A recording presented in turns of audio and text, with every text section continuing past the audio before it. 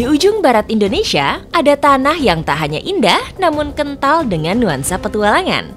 Selamat datang di Serambi Mekah. Ada satu tradisi yang terus dipertahankan sampai saat ini di desa Mengaya. Namanya itu nos perahu atau membuat perahu. Dan emang karena kayunya itu khusus, kita harus masuk hutan seperti ini untuk mencari bahannya. Ternyata emang karena bikinnya di atas jadi lebih simpel. Tapi untuk nuruninnya nggak simpel. Setiap langkah di Aceh selalu membawa cerita. Menembus ombak, hutan, dan daratan yang penuh kejutan. Jadi ini adalah goanya dan tangganya benar-benar cuman dari bambu. Bukan bambu yang dibikin, tapi benar-benar bambu. Bambu dah, itu doang.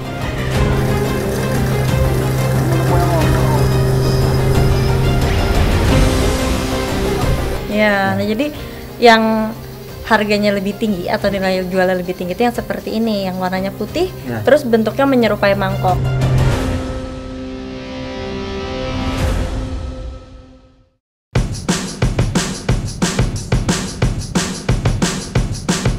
Takengon di Aceh Tengah memiliki danau yang indah, yakni Danau Lut Tawar.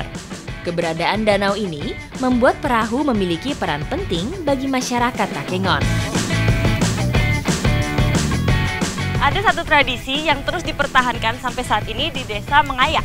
Namanya itu nos perahu atau membuat perahu. Dan emang karena kayunya itu khusus, kita harus masuk hutan seperti ini untuk mencari bahannya. Petualangan kali ini, saya akan mengikuti masyarakat Takengon membuat perahu tradisional. Lokasinya ada di lereng bukit dengan kemiringan lebih dari 60 derajat, sehingga butuh perjuangan ekstra untuk sampai ke sana. Ini lumayan susah karena saat diinjak itu tanahnya ikut longsor ke bawah. Jadi harus benar-benar hati-hati nih milih tempat berpijak ya.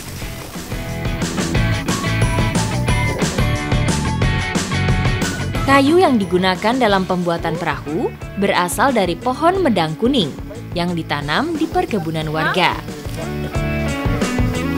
Jadi ternyata di tempat pencarian kayunya itu nggak jauh sama tempat pembuatannya. Seperti di sini nih ada kayu yang akan dibikin dan ternyata ini juga ada nih perahu atau sampan yang baru setengah jadi. Nanti aku mau bantuin bikin ini untuk pembersihannya atau membuat lubang di bawahnya.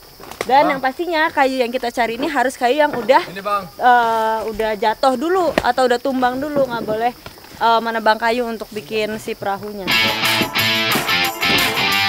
Dibutuhkan kayu bulat utuh dan lurus untuk ukuran perahu. Bagian dalam perahu kemudian dipahat sampai kedalaman tertentu.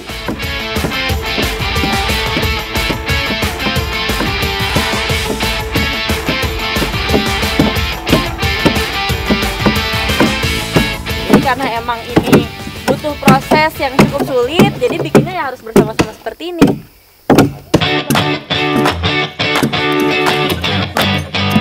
Meski terlihat sederhana, perlu keahlian dan pengalaman khusus, mulai dari memilih kayu yang cocok sampai pemahatan. Memerlukan waktu sekitar 1 bulan sampai perahu benar-benar siap digunakan. Begini bang, jadi ini bahkan talinya juga dari alam. Ini pakai tali rotan. Saya pikir tuh bakal pakai tali yang tadi di bawah, tapi ternyata tidak.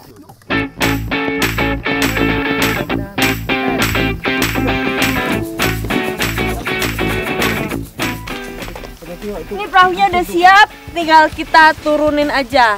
Tapi ini turuninnya caranya bakal unik nih, soalnya dia bakal duluan dan kita bakal turun sambil menahan si perahu. Tahap paling berat setelah membuat perahu yaitu saat menurunkannya menuju danau. Bobot perahu yang tidak ringan butuh kerjasama dari banyak warga. Ini baru mulai aja ternyata berat banget, bro. Kita udah bareng-bareng dan ini gede-gede juga badannya. Kontur bukit yang tidak rata membuat usaha penurunan perahu ini semakin sulit. Jadi ini emang harus dilakukan dengan 2 tim. Jadi yang satu di bawah untuk menarik, yang satu lagi di atas untuk menahan dan untuk supaya lebih kuat dilingkarkan dulu ke pohon, jadi sedikit-sedikit dikendorkan, jadi nggak langsung jatuh ke sana.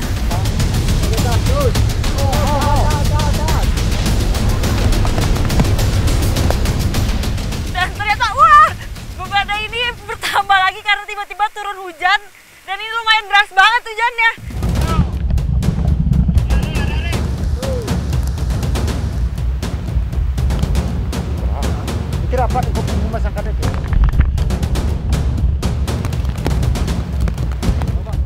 Medan yang semakin licin membuat kami harus berhati-hati. Ranting atau akar pohon menjadi penahan kami agar tidak tergelincir. Ternyata emang karena bikinnya di atas jadi lebih simpel. Tapi untuk nuruninnya nggak simpel. Di balik, aduh, sampai udah nggak tahu mana mana air, mana tanah.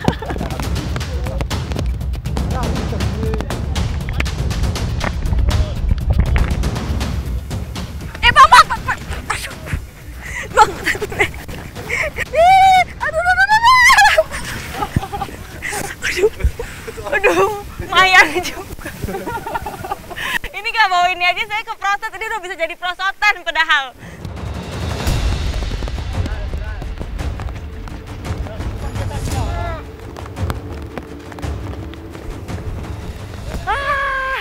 Gitu deh, alias jauh banget. Naik turun gunung, ternyata pas sudah keluar dari hutannya juga masih panjang perjalanan, tapi akhirnya kita sampai dan sekarang kita langsung coba perahunya. Apakah bisa digunakan? Ikuti jejak saya, jejak petualang.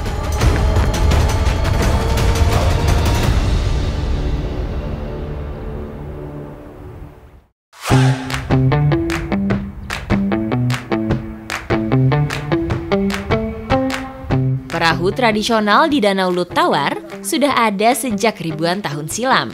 Selain untuk berburu ikan, masyarakat memanfaatkannya untuk angkutan atau membawa hasil kebun.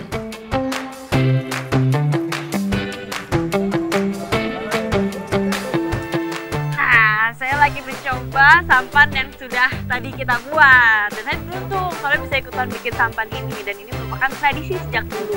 Karena emang zaman dulu, sebelum ada jalan, satu-satunya transportasi untuk ke kota ya sampan ini.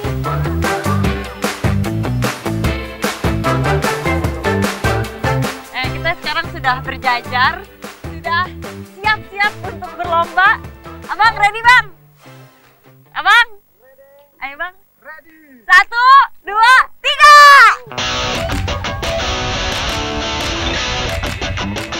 3. Danau Lut Tawar menyimpan pesona alam yang sangat indah. Balap perahu bersama warga menjadi cara saya untuk menikmatinya.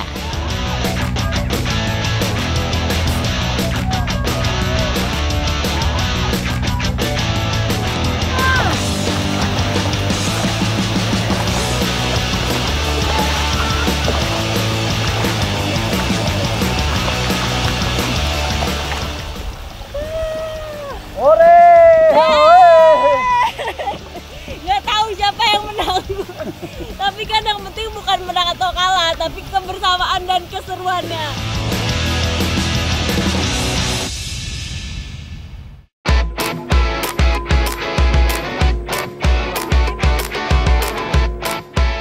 Petualangan saya berlanjut ke pulau di Aceh Jaya. Saya menuju ke pulau yang memiliki pesona menakjubkan. Pulau Kelua mungkin jarang dijamah orang atau didatangi orang, tapi siapa yang tahu ternyata di Pulau Kelua ada banyak sekali burung walet dan juga sarangnya. Pulau ini terbentuk dari tsunami besar tahun 2004 silam. Gelombang pasang tsunami memotong daratan Aceh hingga membentuk pulau.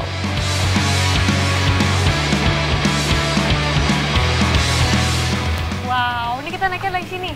Ini tangganya. Jadi ini adalah goanya dan tangganya benar-benar cuman dari bambu, bukan bambu yang dibikin, tapi benar-benar bambu. Bambu dah itu doang.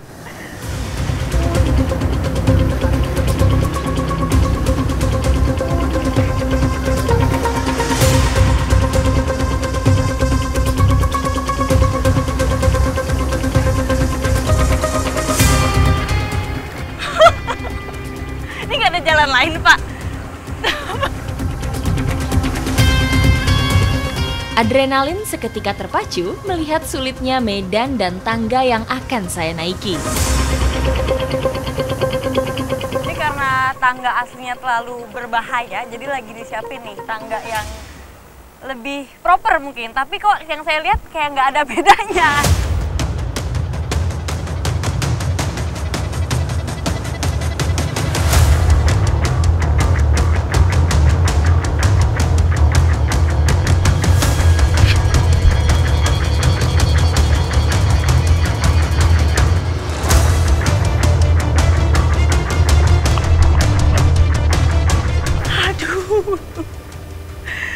Ini karena emang si tangannya ini licin dan bergoyang-goyang, ditambah di bawah itu ombaknya gede banget, jadi saya lumayan deg-degan, lebih deg-degan daripada capek sebenarnya, tapi sudah sampai.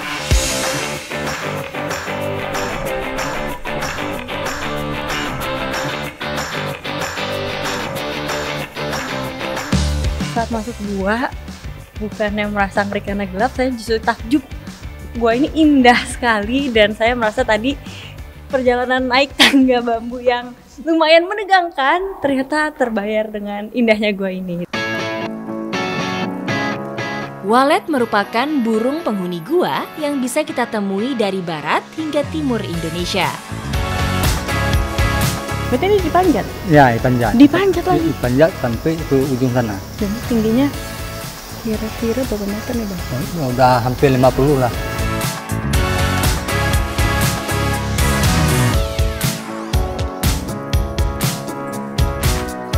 Ini jadi ternyata kita udah naik tebing yang tinggi, masuk ke gua masih harus naik lagi, lebih tinggi lagi sekitar 50 meter ke atas. Dan ini emang gelap banget sampai lampu ini aja menurut saya kurang membantu.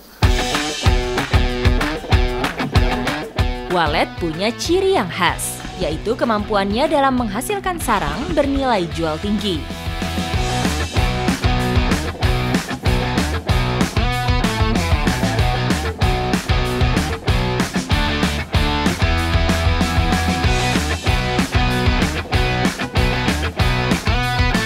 Tekniknya itu karena emang si sarang itu ada di atas, harus naik tangga, dan pas udah naik tangga harus dibantu sama sengit seperti ini lagi. Ya. Jadi ada yang emang sarangnya itu nempel di dinding, ada juga yang di dalam peti, yang peti sengaja dipasang. Nah, kalau ini dia pada nempel di dinding nih.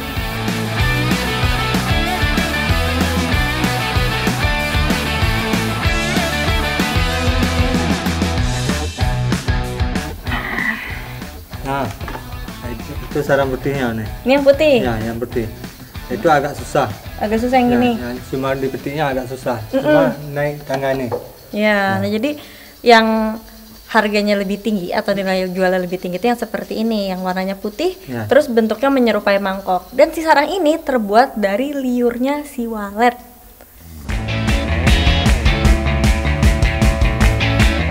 Sebelum dikonsumsi udah pasti harus dibersihin dulu sarangnya. Jadi kita lepasin bulunya yang menempel di sarang, terus biar lebih mudah kita ke air. Masukkan. Ya. Cara bikinnya juga gampang nih. Jadi tinggal dibersihin sarangnya, terus direbus, sebenarnya udah bisa diminum. Tapi biar lebih enak, kita tambahin gula iti.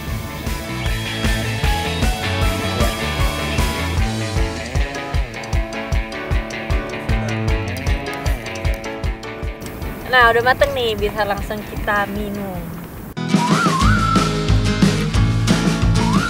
Selain dimanfaatkan sebagai obat alternatif, sarang burung walet juga jadi menu makanan wajib karena cita rasanya yang lezat.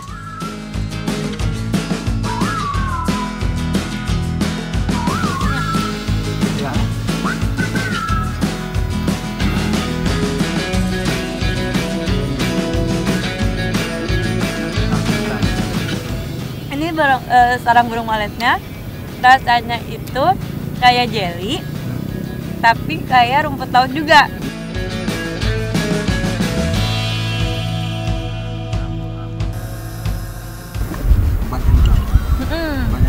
Jadi saya menyegarkan, ini juga sehat soalnya mengandung protein, kalsium, Terus dia juga tinggi akan kolagen dan juga dia ini antioksidan tinggi. Jadi selain sehat, dia juga baik untuk kulit.